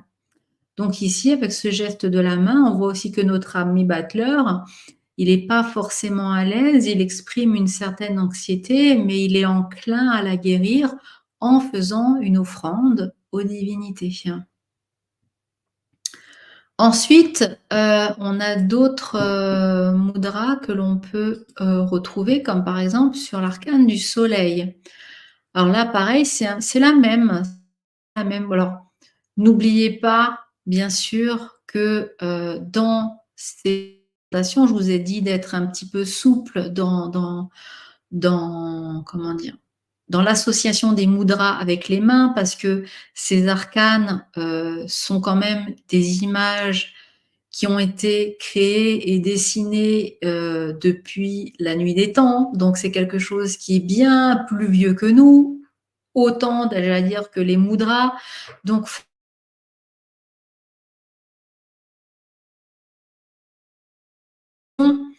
d'images ancestrales, etc. Donc, on perd parfois un petit peu aussi peut-être certaines, comment dire, pas rigidité, mais certaines précisions du détail, etc. Là, ce que je vous amène vraiment à les regarder et aller dans une réflexion de la posture générale de la main rappelle tel et tel mudra. Parce que c'est pas forcément non plus évident d'aller dessiner avec précision, surtout à l'époque. Et dans les détails comme ça, les mudras tels que je vous les présente sur la partie à droite chaque fois de l'écran. Mais c'est vraiment aller chercher c'est l'essence, c'est l'idée qui est présente ici. Pourquoi pas ici, par exemple, encore une fois, cette mudra de Sandamacha, comme pour le battleur. Ensuite, le personnage suivant, eh bien, c'est l'arcane du pape. Donc ça là, c'est vraiment l'arcane le plus représentatif, hein, ce signe que le pape fait, on le voit, on le connaît, on le voit bien. C'est la mudra Ardha Pataka, qui représente ce qu'on appelle ici un demi-drapeau ou deux bannières. Donc c'est le nom que voilà qu'on attribue à cette mudra. Et elle peut représenter alors soit deux feuilles ou peut-être les cornes d'un animal. Enfin, elle a différentes représentations selon les cultures où on va pratiquer cette mudra. Cette mudra, elle peut être très utile justement en bénédiction pour protéger ou prolonger peut-être une nouvelle relation, dans le sens où on va bénir une relation parce qu'on veut qu'elle dure dans le temps. Et c'est très intéressant donc quand on va regarder ce qui se passe ici, parce que non seulement le pape, il fait cette mudra avec cette main, avec sa main, pour bénir le monde, bien sûr, et en plus pour bénir les deux petits moignons qui sont devant lui. Mais il va aussi peut-être essayer de prolonger cette relation comme comme quand on est dans l'union d'un mariage, hein, on va bénir le mariage avec ce signe de la main pour qu'il dure dans le temps. Donc là, on a vraiment une association qui est très parlante vis-à-vis de ce pontife que l'on retrouve sur cet arcane numéro 5. Ensuite, autre mudra, je ne sais pas si celle-ci vous l'aviez repérée. J'en avais déjà parlé quand j'avais fait, alors je vous renvoie sur ma chaîne YouTube sur la vidéo de l'Ankh. J'en avais déjà un petit peu parlé de cette Ankh qui est tenue dans la main. Alors on le voit sur le zoom, on voit juste au-dessus de la main l'Ankh, la partie supérieure de l'Ankh qui est cachée dans la main. L'Ankh, je rappelle, qui est cette croix égyptienne, hein, mais je vous renvoie à la vidéo comme dit si vous voulez la revoir. Et ici donc la justice, elle tient pas la balance voilà, avec le poing fermé ou avec juste les doigts en pince comme ça. Elle est vraiment dans une gestuelle, vous voyez, qui est très particulière pour tenir cette ankh et la balance qui est accrochée à l'ankh. Donc c'est une posture que vous avez peut-être déjà remarqué sur des représentations de déesses comme Lakshmi, etc. J'en ai parlé tout à l'heure. Qui vont aller prendre cette pose un petit peu particulière. D'ailleurs, à propos de déesse, je vous ai dit tout à l'heure que j'en avais une sur mon bureau. Je ne sais absolument pas quel est le nom de cette déesse, mais quand j'ai vu la statue, je l'ai trouvée magnifique. Elle est un peu lourde.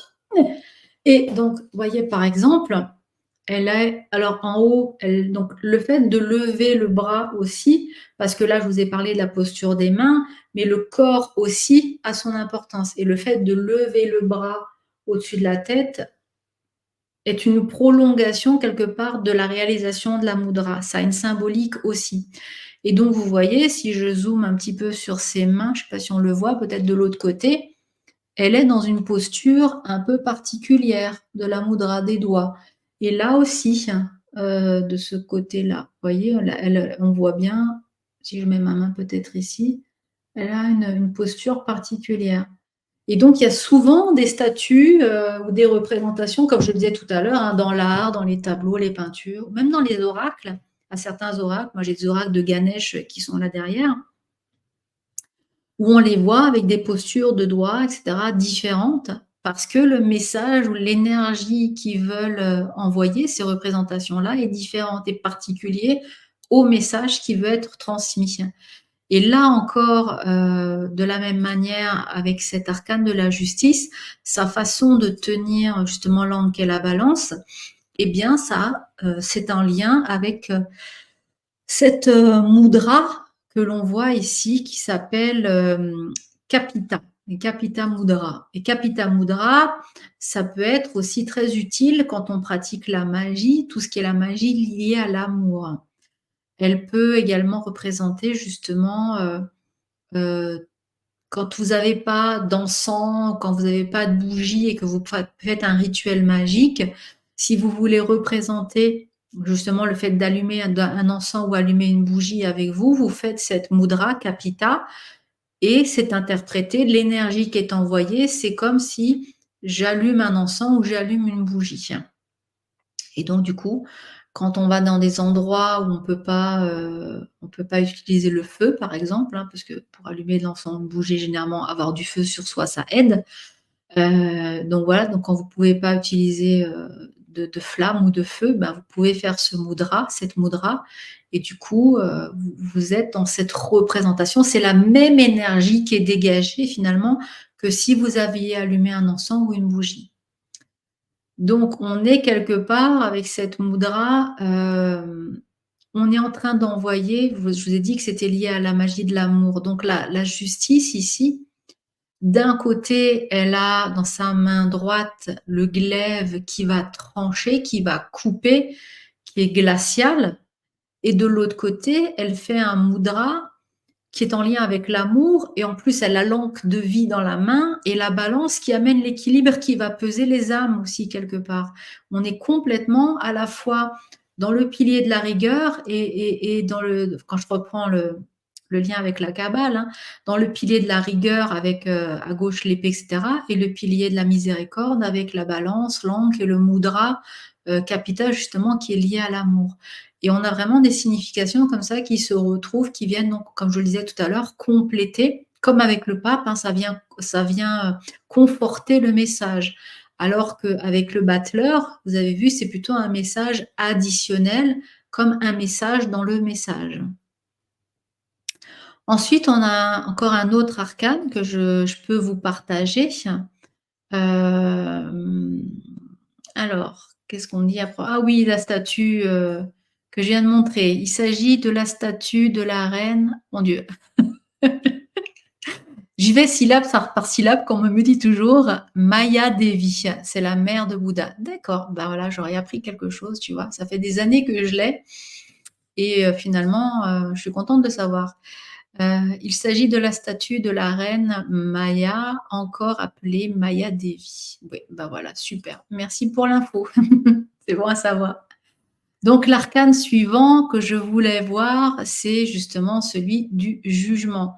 Où là, vous voyez, il y a les petits personnages qui sont en bas. Alors j'imagine que celui, de dos qui est tout bleu, le fait également.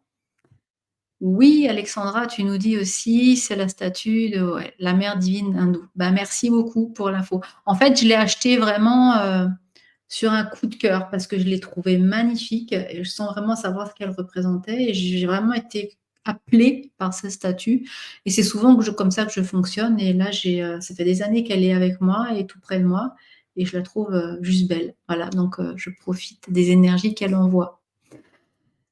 Donc, je reviens sur nos petits personnages ici sur l'arcane du jugement, où vous voyez en bas, on a donc 2, peut-être même 3 personnages, puisque le personnage bleu et de dos, on ne le voit pas, mais on peut peut-être penser qu'il est dans cette même pratique, de refaire notre fameux Anjali, hein, qu'on a déjà vu tout à l'heure. Je vous rappelle Anjali qui va permettre justement de saluer ou de prier, qui consiste simplement à presser les deux paumes des mains l'une contre l'autre, dans le but justement d'honorer le divin, et ce qui est un petit peu pratique ici, puisqu'on a quand même un archange qui se présente au-dessus d'eux, au-dessus de leur tête, donc ils sont vraiment dans cette un archange, oh mon Dieu, voilà, voilà, on est dans cette intention de saluer et d'honorer la présence divine qui vient à leur rencontre ici dans cet arcane du jugement. On peut peut-être aussi, si on zoome un petit peu comme je vous l'ai mis à côté, sur cette carte, imaginer qu'on voit les mains un petit peu plus souples, qui sont pas tendues, comme on le voit là, mais peut-être un peu relâchées, comme sur la partie de gauche dans la mudra qui s'appelle Kapotam. Donc peut-être dans cette représentation-là et Kapotam, c'est une mudra, qui commence un petit peu dans cette posture comme Anjali, c'est-à-dire qu'on va joindre les paumes mais on va ensuite écarter tout doucement les paumes, mais les doigts doivent rester joints. Donc c'est très difficile à faire parce qu'on a tendance à tout écarter. Sauf que les doigts doivent rester collés et c'est que les paumes de la main qui doivent s'écarter. Donc vous voyez, quand je vous parlais tout à l'heure de quelque part avoir des postures difficiles à réaliser, euh, même là, voilà, donc même là, vous voyez, mes doigts ont tendance à se décoller. On n'arrive pas encore parfaitement à le faire. Parce que normalement, ils devraient rester collés et c'est juste les paumes qui devraient se décoller. Bah là, ça marche pas encore. Parce que j'ai pas forcément assez de souplesse encore dans les doigts, hein, il faut vraiment avoir les doigts, faut travailler, voilà, la souplesse et cetera. Donc allez-y mollo et petit à petit, vous allez voir que vous allez arriver à pratiquer plein de choses. Je reviens donc à mon jugement. Donc on voit ici cette posture de Capotam qui peut être peut-être réalisée par les petits personnages aussi plutôt que, Anjali. Et Capotam, justement, c'est une mudra qui peut être utilisée aussi pour saluer, encore une fois, mais cette fois-ci avec une notion de respect. C'est vraiment cette notion-là qui fait la différence avec le salut de l'autre côté, où on s'était plus dans un salut de reconnaissance, comme un peu quand on faisait le namasté, hein, que j'ai expliqué tout à l'heure. Là, avec Capotam, c'est un salut de respect. On va généralement faire la mudra Kapotam quand on veut rentrer, par exemple, dans des conversations respectueuses où on accepte, heu, peut-être d'être dans le pris sous le comment dire?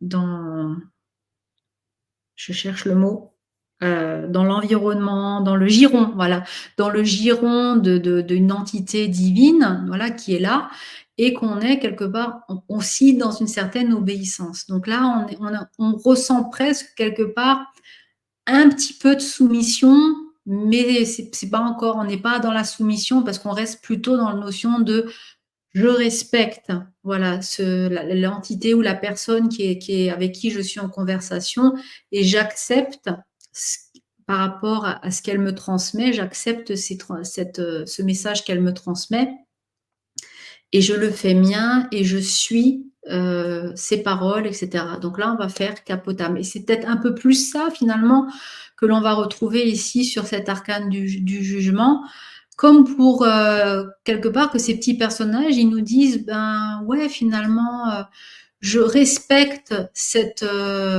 ange qui vient là, qui vient nous sonner le clairon pour, nous réveiller, nous sortir du tombeau et j'accepte et j'obéis à ce qu'il me dit, à ses préceptes, à ses principes parce qu'il nous éveille. D'ailleurs, le petit personnage bleu, lui, il a tout compris. Il est dans cette acceptation et cette obéissance et il est devenu bleu, qui est quand même la couleur de l'éveil, quoi, qui est spirituel. Donc, on est dans cette complétude du message avec Capotam, encore une fois.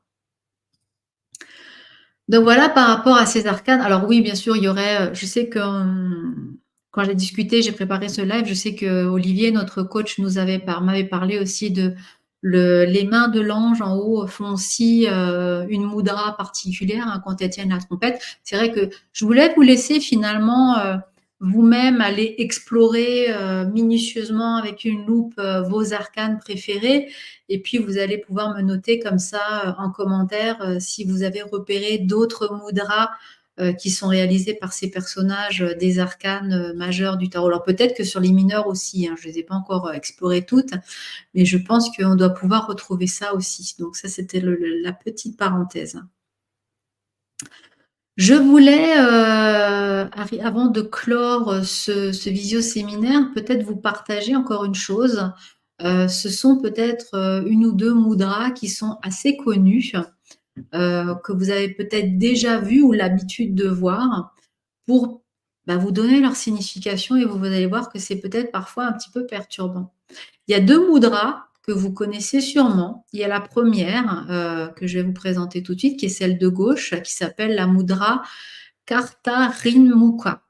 Donc Kartarimukha, qui représente en fait alors nous, on le fait généralement comme ça pour dire: «C'est OK» ou «Peace and love». Il y a plein de symboliques, hein, dans ce V là, ou c'est le V de victoire aussi. Il y a plein d'anecdotes ou de représentations de cette mudra-là.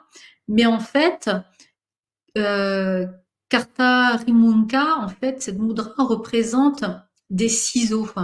Et ça pourrait faire penser quelque part à la main qui fait les ciseaux. Vous savez, dans le fameux jeu pierre, feuille, ciseaux. C'est un petit peu ce même principe-là. C'est donc une mudra qu'on va souvent utiliser dans des rituels quand on veut couper des liens. Par exemple, quand on fait le petit bonhomme allumette, je ne sais pas si vous connaissez ce rituel où on va aller couper, on va dessiner 2 personnes, vous savez, en dessin d'enfant, là en bonhomme allumette, on va aller les relier entre eux. Quand on va couper le lien, on peut faire cette mudra pour couper les liens sur tous les plans, hein, sur tous les corps, les différents corps, avec cette personne, quand on veut plus avoir affaire à être elle ou ne plus être sous l'emprise d'une personne toxique dans notre vie. Par exemple aussi, on n'est pas obligé de faire le dessin des bonhommes allumettes, on peut simplement faire cette mudra en visualisant la personne, parce que je vous ai dit, on peut associer l'intention et la visualisation et donc du coup, on va aller, justement, couper ces liens toxiques. C'est une mudra qui est très puissante, hein, donc à utiliser avec modération et qui peut, si elle est, en fonction de l'intention qu'on y met, elle peut représenter la mort. Alors encore une fois, la mort, symbolique, hein, puisque quand on met fin à une relation, c'est une mort quelque part, mais c'est une mort symbolique. Et quand on veut aller modifier cette mudra, Et par exemple, si au lieu de faire simplement Heu Karta Rimonka comme ça, on va la faire, pas comme ça, mais on va croiser les doigts, donc on transforme la mudra. Et bien, quand on est dans cette représentation comme ça va signifier autre chose forcément.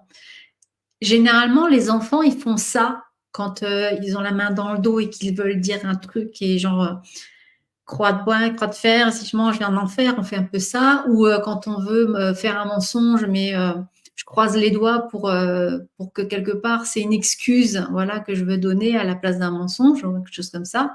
Eh bien, cette mudra-là, ça, c'est justement, on fait ce rituel pour éloigner le mal et accueillir la chance. C'est pourvu que je me fasse pas piéger, pourvu que je me fasse pas avoir dans le mensonge que je vais raconter, elle va rien y voir la personne en face de ce que je vais raconter.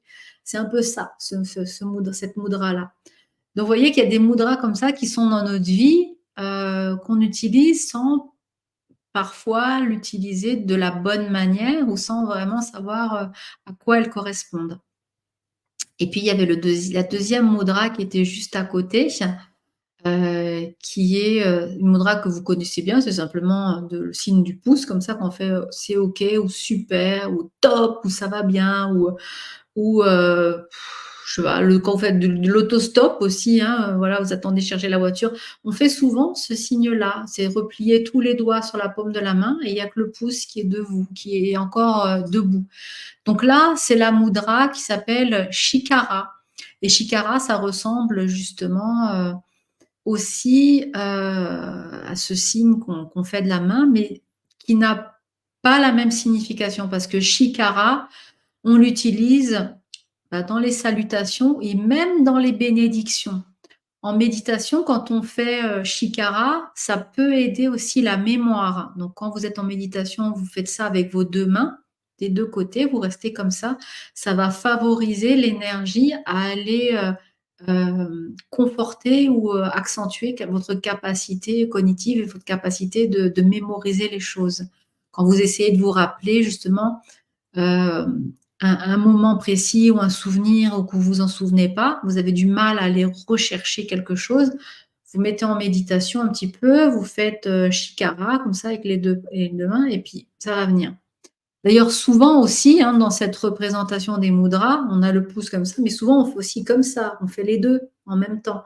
Donc là, encore une fois, comme je vous ai dit tout à l'heure, quand on travaille les mudras avec les deux mains, l'énergie est multipliée par deux parce que vous allez doubler la mudra. Voilà ce que j'avais à vous dire ce soir par rapport justement à ces arcanes du tarot qui nous font des petits jeux de main, pas forcément des jeux de vilains, mais en tout cas des jeux de main dans cette pratique des mudras. Je ne sais pas si vous connaissiez ou si vous avez déjà un petit peu approché de près la pratique des mudras ou pas. En tout cas, j'espère que ça a été une belle découverte pour vous et si vous avez des questions, n'hésitez pas encore une fois à le mettre en commentaire. Oui, Alexandra, sur l'amoureux. Alors, j'ai observé un petit peu la lame de l'amoureux. C'est vrai qu'il y a un jeu de mains là incroyable et un nombre de mains pas possible. Mais j'ai pas, alors comme je connais pas toutes les mudras non plus, il faudrait zoomer un petit peu sur ces postures-là. Je pense qu'il doit y en avoir. Il doit y avoir des mudras parce que quand on regarde notamment cette main-là, hop, je vais essayer d'approcher un petit peu. Cette main-ci, là, on voit qu'il tient vers la ceinture, qu'il y a un doigt d'avancée avec un doigt pouce qui se lève. Enfin, il doit y avoir des choses qu'il faudrait pouvoir chercher. À vous de creuser un petit peu, voilà, d'essayer de voir ce que vous pouvez trouver. Je sais que peut-être ici, cette mudra-là, c'est la mudra qui est comme ça. C'est fort possible. On voit pas le reste de la main, mais on pourrait imaginer cette mudra. Alors, généralement, ça vous le connaissez, c'est le loser. C'est une mudra qu'on retrouve comme ça, souvent dans les films, on le voit. Mais c'est aussi, en langage des signes, c'est aussi pour dire je t'aime. On va utiliser le mudra comme ça, parce que ça fait le L de I love you, ça fait le L, le I, le V et le Y avec le prononcement du bras. Donc c'est le je t'aime en langage des signes. je t'aime, maman, je t'aime, puisque si la personne ici représente la mère et l'autre ici la fiancée, peut-être que la mère dit au fils qu'elle l'aime. Voilà, il y a plein de choses comme ça à aller chercher finalement avec ce qu'on voit des mudras et les messages cachés derrière et des significations. Encore une fois, restez ouverte et ouvert à cette interprétation, à ce qu'on peut y faire. En tout cas, ça peut être une manière différente de vouloir justement travailler les mudras. Oui, on nous dit, Olivier, il nous dit le jeu Shifumi, ouais, ça c'est pierre, papier, ciseaux, hein, pour les non-initiés au japonais, a été construit à partir du jutsu, donc des mudras. Ouais, c'est possible. D'ailleurs, il y a beaucoup d'animés, j'allais dire manga, mais manga non, les animes, enfin manga peut-être aussi, mais dans les animés, on en voit souvent quand vous regardez, non, je sais qu'on est assez fan de tout ce qui est Naruto et compagnie, Dragon Ball, etc. Il y a beaucoup de gestes de la main qui sont des mudras quand ils font je sais pas, Olivier aurait pu vous les faire, les mudras pour invoquer la terre, les mudras, les kamehameha, etc., etc. Bah, tout ça, ce sont des mudras qui envoient en plus, qui créent une certaine énergie. Donc, vous voyez que c'est quelque chose qu'on retrouve un petit peu partout. J'avais préparé une diapo, mais je l'ai pas mise parce que j'ai pas trouvé la mudra qui allait bien, mais même dans les films de super-héros, notamment, il y a une super araignée Spider-Man que vous connaissez peut-être, qui va aller lancer sa toile comme ça, elle veut tisser sa toile pour lancer les fils qui sortent par le poignet. Ben, elle est dans la réalisation d'un mudra qui se ressemble beaucoup à un mudra qui s'appelle, on l'appelle la bête à cornes, il y a un nom particulier. Je pourrais vous en reparler si vous voulez, mais pour vous dire que voilà, c'est quelque part, on les retrouve un petit peu partout. Il suffit simplement d'observer et de savoir que finalement, le langage des mains est aussi important que le langage du corps, qu'il faut savoir écouter, qu'il faut savoir observer. Et d'ailleurs, quand je vous disais tout à l'heure, quand vous êtes dans un musée ou que vous observez une statue ou un tableau, il y a forte chance, si cette représentation est une représentation d'un saint ou d'un divin, quelque chose, d'un ange qu'on voit sur un tableau, il y a forte chance que vous pouvez recevoir la bénédiction de cet ange à travers la posture de ses mains. Il y a beaucoup de représentations, vous avez les personnages qui sont comme ça. Ben là, vous allez avoir l'imposition des mains, vous recevez la bénédiction et vous pouvez indirectement être béni et je ne sais pas si on peut dire laver de vos péchés, mais on peut être dans cet esprit-là en tout cas. Voilà, ben, je te prie Alexandra, avec grand plaisir. Moi aussi, je t'embrasse très fort. J'espère que ça vous a plu, que vous avez fait de belles découvertes sur cette approche un peu particulière avec les mudras et le tarot, que ce visio-séminaire vous aura plu. Si vous avez des questions, encore une fois, n'hésitez pas, hein, je serais ravie d'y répondre. Mettez-les en commentaire sous cette vidéo. Même si vous regardez le replay, je vous souhaite un bon replay. Et puis, je vous retrouve très bientôt pour de nouvelles vidéos. Surveillez bien votre boîte mail. Vous allez bientôt recevoir le programme de tout ce qui vous attend pour le mois de mars. Et je vous promets qu'il y a du beau monde, il y a de belles choses à voir. Donc, voilà, restez attentifs au prochain message de la Tarot Academy. Sur ce, je vous embrasse bien fort. Je vous dis à très vite et je vous retrouve pour de prochaines vidéos, de prochaines interviews, de prochains lives et un prochain vidéo séminaire au mois de mars. Quoique je crois qu'il y a encore des petits rendez-vous qui arrivent bientôt. À très vite tout le monde. Bye bye. Belle nuit à vous. Faites de beaux rêves et pensez à vos mudras avant de dormir.